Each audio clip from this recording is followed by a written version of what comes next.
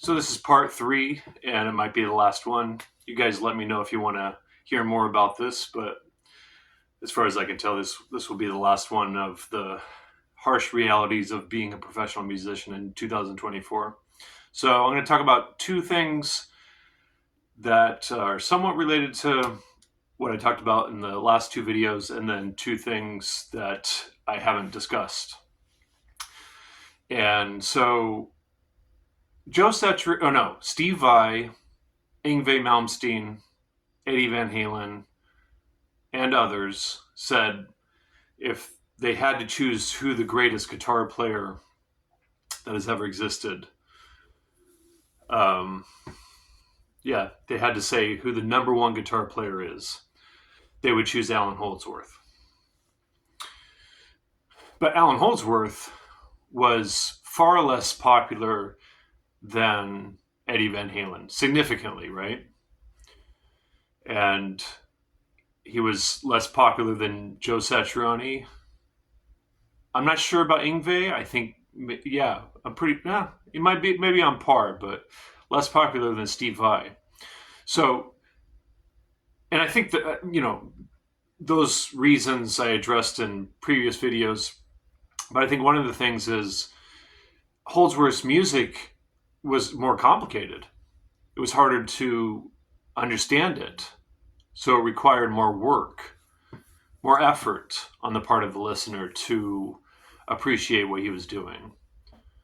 I mean, out of those guitar players I mentioned, Eddie Van Halen's music was the most accessible, right? Because he had vocals in his music, and he had the whole showmanship thing, the outfits. They were basically like a pop rock band, right?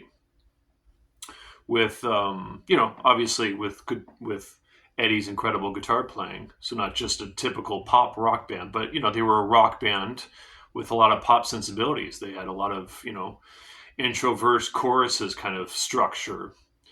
So they were on the radio a bunch, right?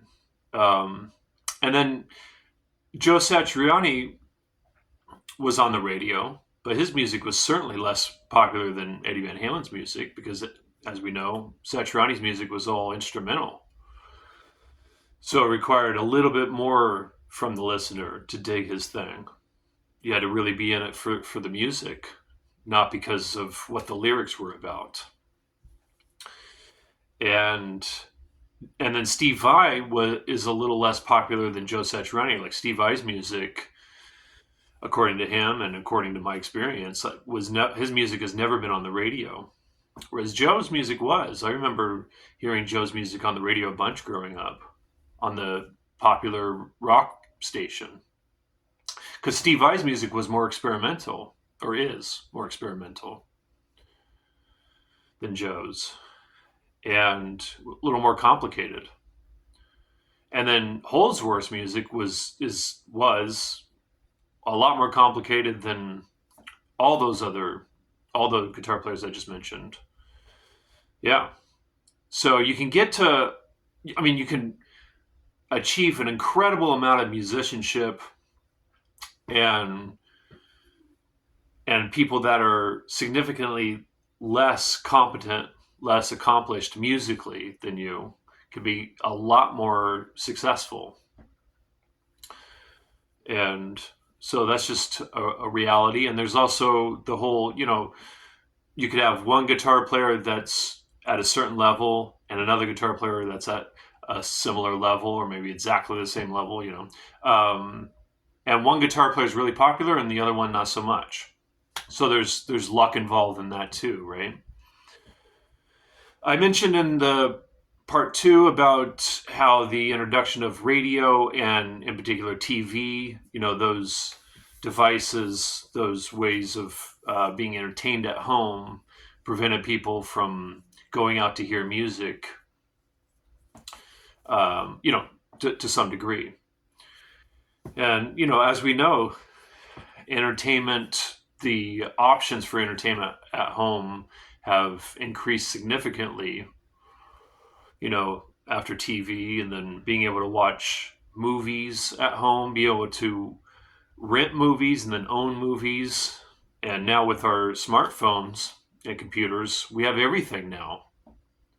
So those things are definitely taking away people's motivation to go out and support live music.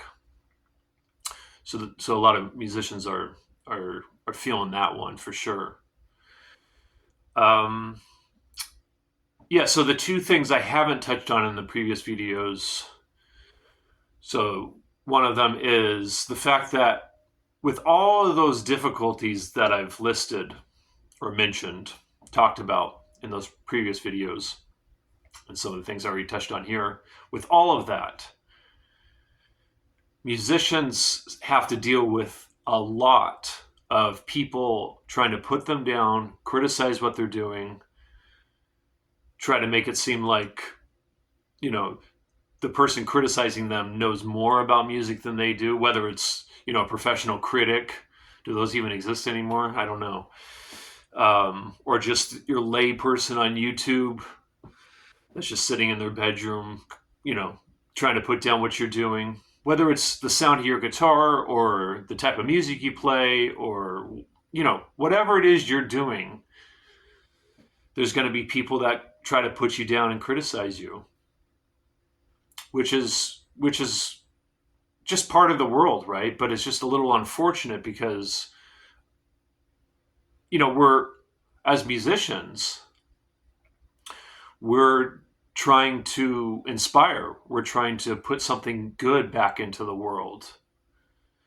And, we're doing something very positive here.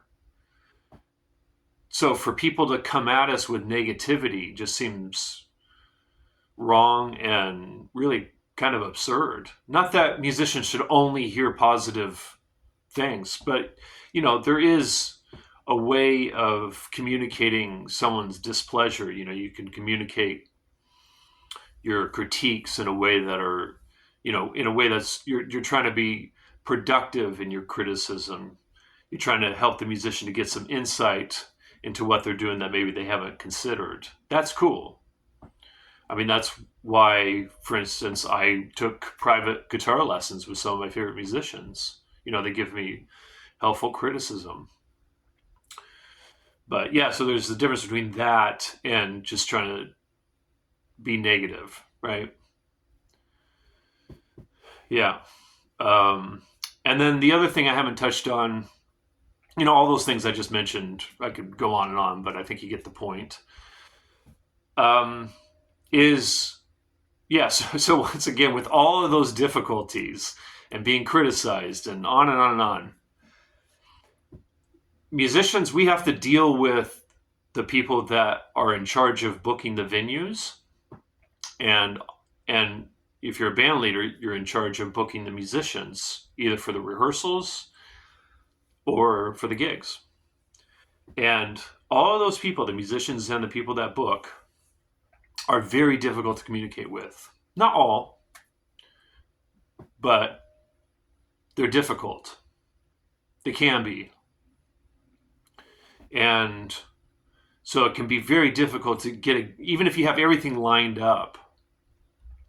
You got the music put together, the band's rehearsed, you're ready to go, and you contact the venue about booking your band. They get back to you about some dates. You follow up with that, and they don't respond. Or some version of that. And then the gig just doesn't happen. Or you have, this happened to me a bunch. I had everything booked, the musicians, and it was set with the venue when we were going to play. And then we get called or a message saying, oh, we have to cancel your gig because of whatever. Any number of reasons. So there's that, right?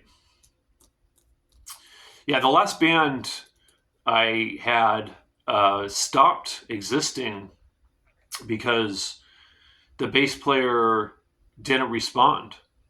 He was in charge of us getting studio time. He had a studio hookup, and we were going to record my album, and he just stopped replying. And it doesn't make any sense because he was totally into the project, and everything was good to go. and then I would hit him up for a gig, and that he said he was interested in doing, and then wouldn't reply once I was confirming with him about the gig. So the gig with him didn't happen, and I just hired a different bass player. So there's that. We have to deal with people being difficult to communicate with, to get stuff off the ground, to make stuff actually happen. So, yeah, not easy, right? There's some other things I could talk about. Let me know in the comments if you guys want to hear more about this stuff. There's a lot more. I was just talking with this drummer friend of mine, and she was saying, "Oh, I didn't know we were allowed to complain. I thought we were supposed to be, positive robots as musicians. We're not supposed to complain about the difficulties." And I was telling her she's more than welcome to complain on my channel. But yeah, let me know in the comments if you guys want to hear more. Either way, thanks for listening.